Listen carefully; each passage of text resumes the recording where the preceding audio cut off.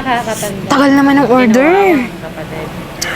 Sarina, tawagin mo nga si Mami. Sabihin mo yung padala niya. Wala na tayong panggasto sa bahay. Sige pa, wait. Hello? Hello?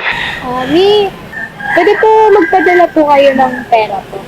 Wala na po kasi kaming panggastos ko eh. And allowance ko na rin po sana. Ganun ba? Oo, sige. Sabihan mo si Ate Virgo mo. Abangan niyo na lang. Sige pa. Sige. Mag-enjoy kayo dyan. I love you. Anong sabi? Intayin niyo na lang daw po. Papasok na daw po yun. Tingnan ko nga. Baka pumasok na.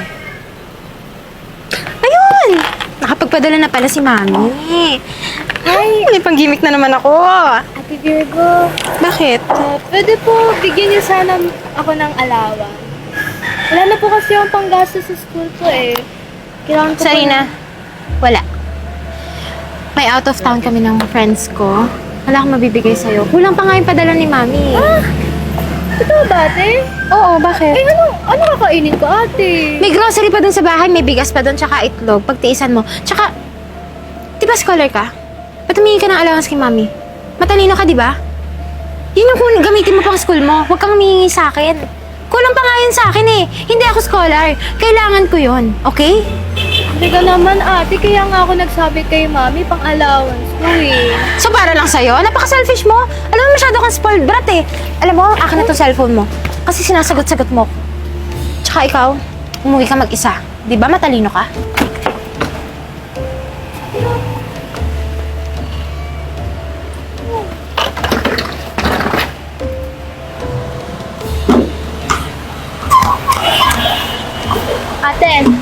Ate, ay, paano po pumunta po ng Paranaque? Sa itsura ko daw, ako tatanungin mo paano pumunta doon. Eh, kita mo naman wala akong permanent address, di ba? Tsaka, magpara ka na lang ng mga tricycle dyan. Sabi mo lang Paranaque, ihahatid ka doon. Ay, ate, ano nga lang, wala pong pamasahe. Pamasahe. Ayan, matutulungan kita. Ay, Tuturuan kita paano mamalimos. Tingnan mo yun, may papalapit na lalaki, ayun na yun. Abangan natin yan, ha? Tapos hihingan mo ng pera. sige po. Ganun lang. Wait ka, wait. Wait lang. Wait ka lang. Ayan, malapit na. Yan.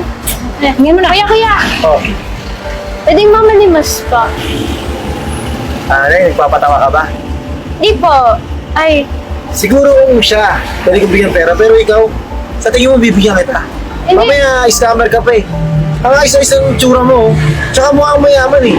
Baka mamaya, inutulo ko muna ako para magkapera to eh. hindi kuya, wala po kasi yung pamasahe. Ay, hindi mo ako maloloko. Alam ko na yung mga ganyang senaryo eh. Alam mo, mas mabuti pa umuwi ka na sa inyo. Yun nga po, kailangan ko po umuwi. Humingi po ang pera. Ano ka ba? Saglit lang, sir, ha? Dami mong sinabi sa bata, eh. Nangihingi lang naman pamasahe, eh. Ano ba? Magbibigay ka, hindi? Teka lang eh. Paano ko naman sa ito bibigyan eh? Napakaayos ng bata. Ano ba nangyari sa'yo? Hindi po, kasi ate ko po, iniwan na lang po ako basta-basta. Ginawa niyo po yung phone ko, di ko na po alam kung paano mo eh. Kawawa ka naman pala. O sige, bibigyan kita, pero... Neng, uwi ka sa inyo. Baka mamaya, pahama ka dito. Maraming mga gago dito. Buti, may mabait tumulong sa'yo. O sige, pasensya ka na dyan, ha? Mahal na ako. Bibigay naman pala, dami pa sinabi. Oo nga eh, dati hindi. Sige, para ka na dyan ng tricycle. Uwi ka na, gamit na. Sige pa, salamat pa! Para! Alam mo, Besh, gusto ko tong place na to dito. Ay, ano ka ba? Masarap yung halo-halo dito sa Pilis Halo-Halo. May gluto tayong bagay. May pogi! Kailangan ko mag-retouch. Kailangan ko mag-retouch.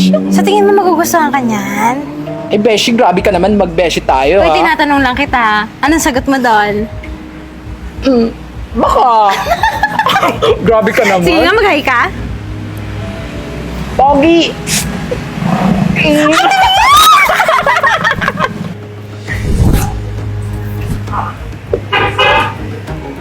Ate? Ate? Ate? Uy!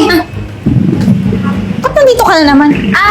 Hindi po, kasi, paano ko po sana ibalik ko yung 100 sa nagbigay sa akin.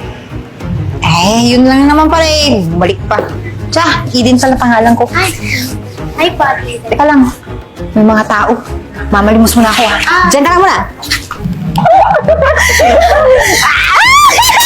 Ay, ano ba yan, Pulubi? Ang baho-baho mo naman. Lumayo-layo ka nga. Teka, mamamalimos lang. Teka lang! Sarina! Anong ginagawa mo dito? Ba't kasama mo ito pulubi na to? Kaibigan ko siya, si Ate Eden. Ano ba naman yung kapatid mo? Nakipagkaibigan sa Pulubi? Ang babaw nakakasuka! Natitiis mo yung amoy nito? Sigurado ka? Ew! Ew! Ew! Lumawa ka pa sa akin! Tsaka yung kapatid mo malapit na rin maging Pulubi, oh! Ay talaga! Talaga magiging pulubi ka na! Kasi hindi ka na uuwi dahil ang babaw mo na. Sumama ka na dito. Total kaibigan mo to, di ba? Mamulubi ka na rin! Sumbukit na kay Mami. Talaga? Hindi ka na lang nga, sorry. Hindi ka na nga away. Paano ka magsusumbong? Kinuha ko yung phone mo. Good luck. Mamulubi ka na lang bagay sa'yo. Sige, tara na nga. Beshi, tara na ang baho-baho. Kala mo mga kagandahan. Araw kami. Tara na. Tara na. Lagot ka ngayon sa iyong ina.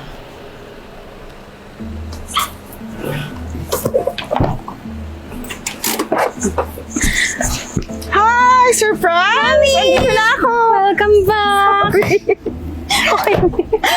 Kumusta? Ay, namiss kita. Ay, napagod ako. Kumusta kayo dito? Okay, mami, tara pasok tayo sa loob. Sige, asa Sarina? Ay, mami, kagabi pang hindi umuwi. Ano hindi umuwi? Hindi ko alam. Bakit? Baka Ba't hindi mo nasa- alam? Baka nasa friends niya lang yun. Ano nasa friends hindi ba nagpaalam sa'yo?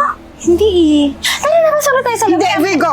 Hanapin natin yung kapatid mo. Hindi pwedeng sumama ka sa akin. Hayaan mo na si Sarina. Pumasok ka dito, hanapin natin yung kapatid mo.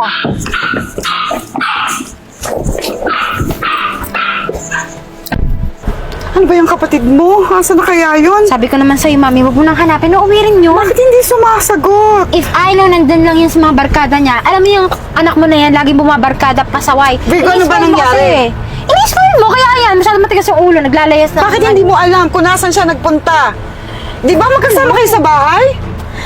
Ewan ko, bahala kami. Hanapin mo kung gusto mo. Hindi mo makikita yun kasi naglalayas yun. Virgo, pag may nangyari sa kapatid mo, ikaw ang mananagot sa akin. Eh, bakit ako? Dahil ikaw ang kasama niya. Di ba dahil pinapabayaan yung kapatid mo? Hanapin mo yung kapatid mo kung hindi hindi ko alam kung ano magagawa ko sa'yo. Sige na. Sarina? Sarina, ba't ka nandito? Ano ginagawa mo dito? Kanina pa kita hinahanap. Anong ginagawa mo rito?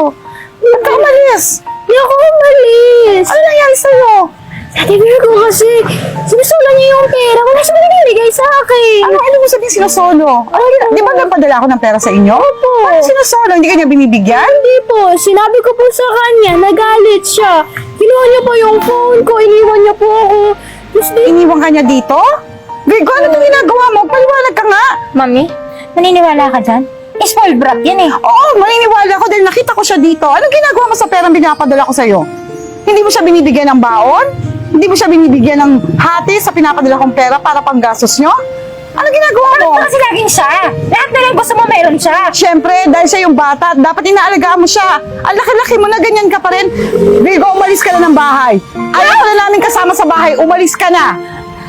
Mami, nalalayasin mo ko dahil sa kanya? Oo, hindi mo inaalagaan yung kapatid mo, umalis ka na ng bahay ngayon din. Okay ka na? Sino yung kasama mo? ito, si Ate Eden po. Oo, Aiden. Taga saan ka? Ba't ka nandito? Ay, taga dito lang po ako. Pwede mo sabihin, wala kang bahay? Wala po eh. Ganun ba? Thank you sa pag-aalaga mo sa anak ko, ha? Sige At po. least may kasama siya. Eden, gusto mo ba sa amin kailangan tumira? Kung okay naman po sa inyo. May utang na loob ako sa'yo dahil sa pagtingin mo sa anak ko. Doon ka na sa amin para kasama mo si Sarina. Sa amin ka na tumira, okay? Sige ka na. Sumama ka sa amin. Ayan. Ganon dapat ang magulang. Diba dapat pantay-pantay ang pagmamahal sa anak. Kung may isang anak na sobrang sotel, bigyan mo ng leksyon din. Diba? Maraming mga anak ngayon ganyan. Lalo pa kung sobrang inggit sa kapwa niya, sobrang inggit sa kapatid. Nako, yan ang gagawin. Kaya for today's video, kung nagustuhan yung video na ito, huwag niyong kalimutan i-share. Follow na din ako. Pagod eh.